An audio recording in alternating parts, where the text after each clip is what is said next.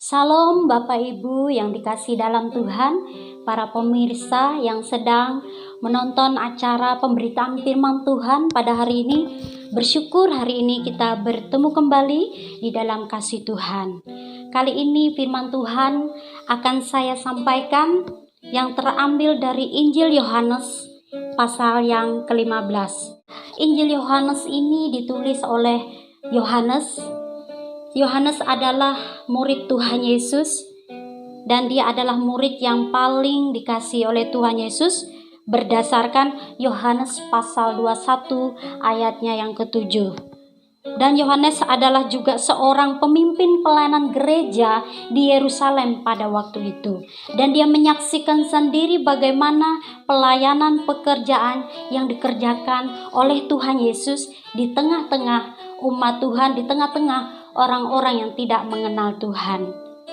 Yohanes juga adalah seorang penulis kitab Wahyu menurut para ahli, karena dia pernah dibuang ke Pulau Patmos. Di sanalah dia mendapatkan wahyu dan dia menuliskan kitab itu yang sampai saat ini sampai kepada kita, yaitu kitab Wahyu. Bapak Ibu yang dikasihi di dalam Tuhan, kali ini kita akan melihat Yohanes pasal yang ke-15, ya. Di sana berbicara khususnya di dalam ayat 4, tinggallah di dalam aku dan aku di dalam kamu. Kali ini firman Tuhan sangat luar biasa. Di dalam Yohanes pasal 15 ini, Tuhan memberikan satu gambaran, Yohanes memberikan satu gambaran bahwa Tuhan itu sebagai pokok anggur atau sebagai pohon. Dan kita ini adalah dahan atau ranting. Ya, lalu hidup kita ini adalah buah-buah. Jikalau kita melekat kepada Dia, maka kita akan mengeluarkan buah seperti Tuhan. Penuh kasih, penuh cinta.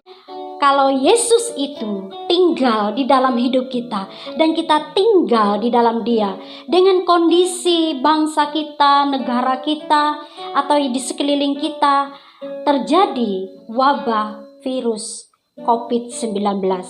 Nah, di sini akan bisa terlihat manakah yang benar-benar tinggal di dalam Tuhan, mana yang benar-benar sungguh-sungguh aku di dalam Dia dan Dia di dalam aku. 3 kategori orang Kristen pada saat menghadapi COVID-19. Sebelum COVID-19 terjadi, orang Kristen kategori pertama rajin, setia, semangat, baik, suka melayani. Ya, apalagi kalau para aktivis gereja atau hamba-hamba Tuhan, pelayan-pelayan Tuhan, ya, mereka setia melayani gereja. Ini sebelum COVID. Ya, sebab kenapa? Kalau kehadiran dia itu sangat mempengaruhi orang-orang yang ada di sekitarnya. Ya, jadi kalau dia tidak hadir tuh orang mesti bertanya, di mana kok nggak kelihatan. Nah, pada saat COVID-19 terjadi, orang Kristen kategori yang pertama itu berubah. Yang tadinya rajin setia menjadi mundur, menjadi tidak setia.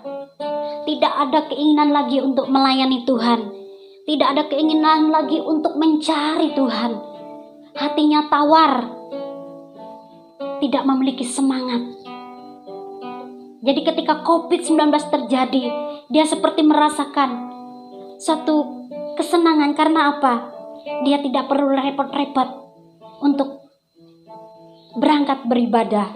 Karena selama COVID, kita tahu sendiri bahwa semua ibadah dari semua agama dilakukan di rumah, termasuk kita.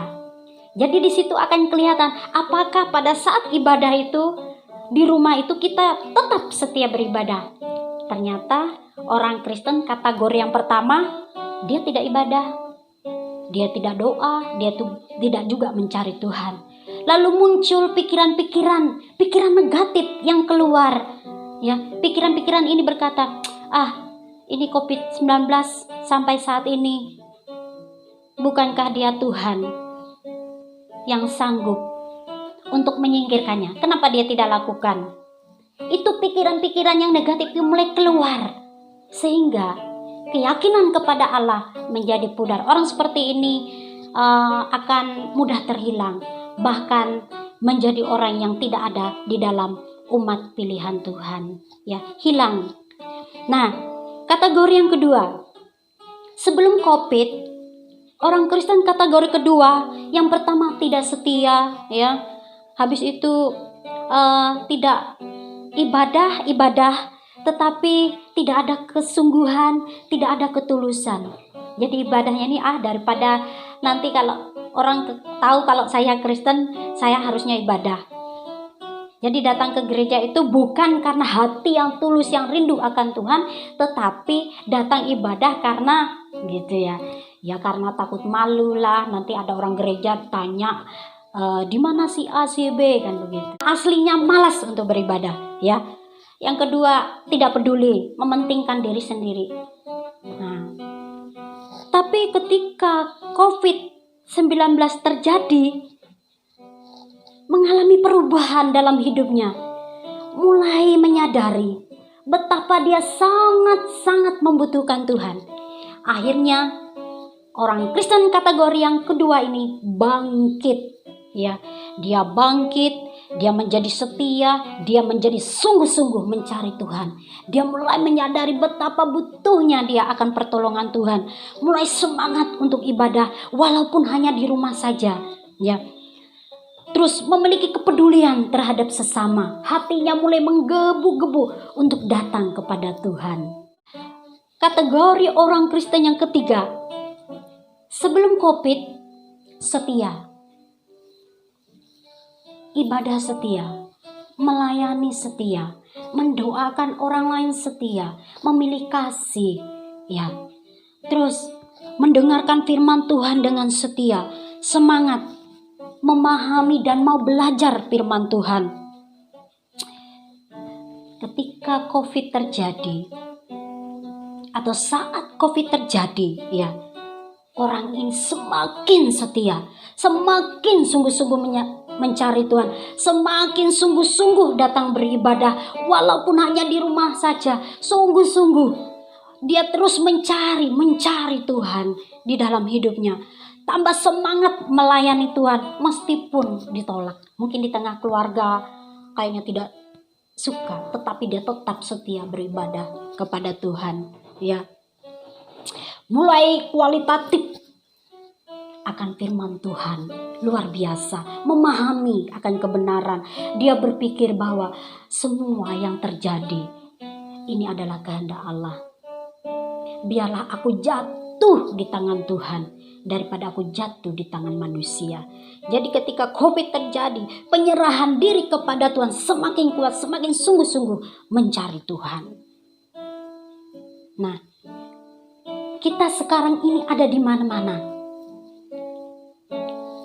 Kita berharap, saya berharap, Bapak, Ibu, dan semua pemirsa minimal ada di kategori yang kedua. Syukur puji Tuhan kalau ada di kategori yang ketiga. Karena itu adalah kekuatan, keyakinan, kepercayaan kita kepada Allah. Nah, berkat ketika Tuhan ada di dalam kita. Tinggallah di dalam aku, itu kata Tuhan. Tuhan sendiri yang meminta dengan keadaan yang seperti ini, kita harus tetap tinggal di dalam Dia. Dan Dia di dalam kita. Ada berkat-berkat yang Tuhan sediakan. Yang pertama, tinggallah di dalam aku dan aku di dalam kamu. Sama seperti ranting tidak dapat berbuah dari dirinya sendiri kalau ia tidak tinggal pada pokok anggur.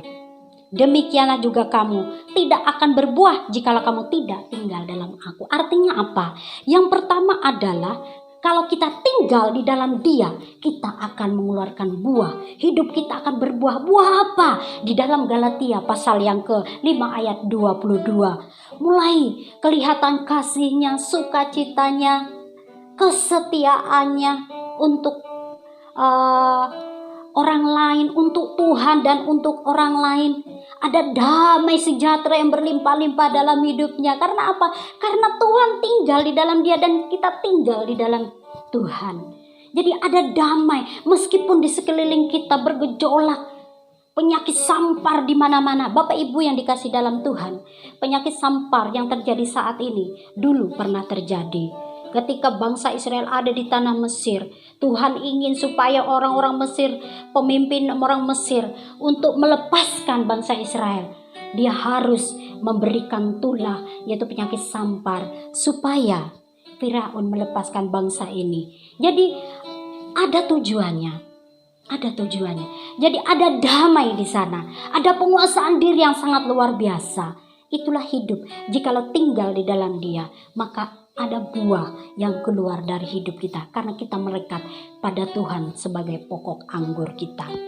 Yang kedua, menerima janji doa yang didengar oleh Tuhan. Mintalah.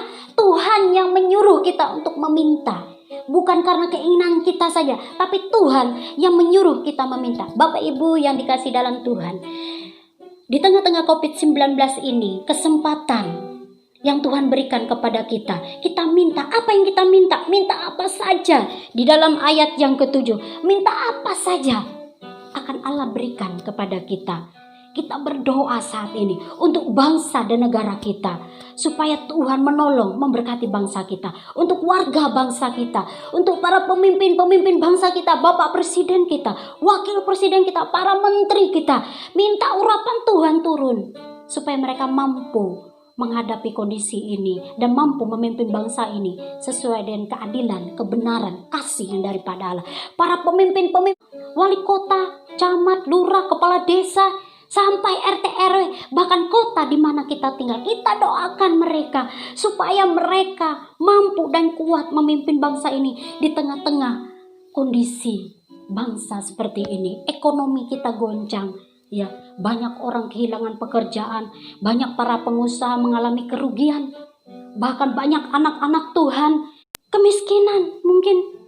Bahkan kita melihat, kita juga berdoa untuk para petani nelayan, para tukang-tukang beca, para pedagang, supaya Tuhan tetap memelihara mereka. Terlebih berdoa untuk hamba-hamba Tuhan yang melayani di pedesaan, di pedalaman. Mereka membutuhkan, apalagi yang di daerah kota. Ya, saat ini kita melayani secara online, butuh kota. Kita doakan supaya Tuhan memberkati agar kota tetap ada dan dapat melayani firman Tuhan kepada seluruh umat Tuhan yang ada di tengah bangsa dan negara kita, sampai kepada pelosok Nusantara. Mereka tetap bisa mendengarkan firman Tuhan. Bapak Ibu yang dikasih dalam Tuhan, inilah yang kita minta kepada Tuhan, supaya pekerjaan Tuhan tetap berjalan. Ya, saya percaya ketika kita berdoa syafaat untuk orang lain, sesungguhnya saat itulah Tuhan sedang memperhatikan kehidupan kita. Ketika kita mendoakan pergumulan orang lain, sesungguhnya tanpa kita doa pun, apa yang kita butuhkan, apa yang kita pergumulkan, Tuhan menolong kita. Karena apa? Kita mementingkan kepentingan orang lain terlebih dahulu. Maka apa yang kamu minta saat ini? Mintalah. Ya, saya secara pribadi, saya minta Tuhan beri saya roh takut akan Tuhan kepada saya dan keluarga saya dan semua orang-orang yang percaya, orang yang takut akan Tuhan, supaya semangat mencari Tuhan dan jatuh ke tangan Tuhan, bukan ke tangan manusia, bukan kepada keadaan. Yang kedua, saya minta supaya Tuhan tetap memelihara, menjaga, melindungi, supaya anak-anak Tuhan tetap beriman kepada Tuhan. Itulah yang saya minta di hadapan Tuhan. Yang ketiga, diangkat menjadi murid. Ya, di dalam ayat yang ke-8, kalau Yesus berkata, tinggallah di dalam aku. Untuk apa? Supaya kamu menjadi muridku. Artinya apa? Seorang murid itu adalah orang yang taat, orang yang mau mendengar, orang yang mau diajar. Apa yang disampaikan oleh gurunya, itu yang dia lakukan, itu yang dia sampaikan. Nah, Tuhan mau di saat kondisi seperti ini, kita jadi murid Tuhan di tengah-tengah masyarakat, di tengah-tengah lingkungan di mana kita berada. Yang penting taat dan mau mendengarkan firman Tuhan dan melakukan apa yang guru kita kehendaki, apa yang Tuhan mau kita lakukan. Dan yang terakhir adalah menjadi orang yang dikasihi Tuhan. Ayatnya yang 10 luar biasa. Ya, kalau kita tinggal di dalam Tuhan artinya kita dikasihi. Dikasihi seperti apa sih Bapak Ibu yang dikasihi dalam Tuhan? Ya, ketika kita masih belum berumah tangga, kita punya pacar, bagaimana pacar ini memperhatikan kita, ya, bagaimana pacar ini memberikan semangat kepada kita. Seperti itu, kasih Tuhan mengasihi kita. Dia melihat, dia menjaga hidup kita. Ketika kita tidak mementingkan diri sendiri, kasih Tuhan melimpah dalam hidup kita. Supaya apa? Apa yang kita lakukan tidak sia-sia. Karena apa? Karena Tuhan mengasihi kita. Dia melihat, dia menjaga, dia melindungi kita. Dimanapun kita berada, Tuhan berkarya dalam kehidupan kita. Bapak Ibu yang dikasih dalam Tuhan, inilah firman Tuhan. Mudah-mudahan ini menjadi berkat buat kita semua. Supaya kita sungguh-sungguh menjadi orang-orang Kristen yang kuat, yang tetap beriman kepada Tuhan. Apapun yang terjadi, jadilah seorang Nasrani yang kategori kedua dan ketiga, supaya kita bisa melihat. Kita tidak tahu sampai kapan ini terjadi. Yang penting yang kita tahu saat ini, kita melekat kepada Tuhan. Kita memberi penyembahan, pujian kepada Allah, supaya kita tetap tinggal di dalam Dia. Orang yang tinggal di dalam Tuhan selalu memberikan pujian, penyembahannya kepada Allah. Selalu ada doa-doa yang dinaikkan kepada Tuhan. Saya dan keluarga saya bersama anak-anak, saya melatih anak-anak saya untuk datang kepada Tuhan dalam pujian penyembahan. Setiap sore kami lakukan itu. Saya ajarkan kepada mereka, doakan orang lain. Jangan cuma mendoakan dirimu sendiri. Doakan bangsamu, negaramu, gerejamu. Doakan saudara-saudaramu, orang-orang yang hidup dalam kekurangan. Doakan mereka supaya Tuhan menolong mereka seperti Tuhan menolong kita. Puji Tuhan. Tidak ada satupun yang dapat menggoyahkan kita. Kalau kita tinggal di dalam Dia dan Dia di dalam kita, maka apa yang terjadi dalam hidup kita, Tuhan akan memunculkan buah-buah yang lebat dalam hidup kita. Hidup kita menjadi berkat, nama Tuhan dipermuliakan. Penyertaan perlindungan Tuhan sempurna atas hidup kita. Angkat tanganmu, sembah Dia Tuhan, sembah Dia Yesus. Haleluya, haleluya. Ya la papa takaya shikara la bara la baba baba. Ciara la bara la bara la la la la la la la. Lebih dalam lagi Tuhan, kami tinggal di dalam-Mu Tuhan. Lebih dalam lagi. Haleluya. Dan Engkau ada di dalam kami. Ciara la papa para la papa shikara la la la. Haleluya Tuhan, tinggallah di dalam kami dan kami di dalam Engkau, agar hidup kami Engkau pakai Tuhan.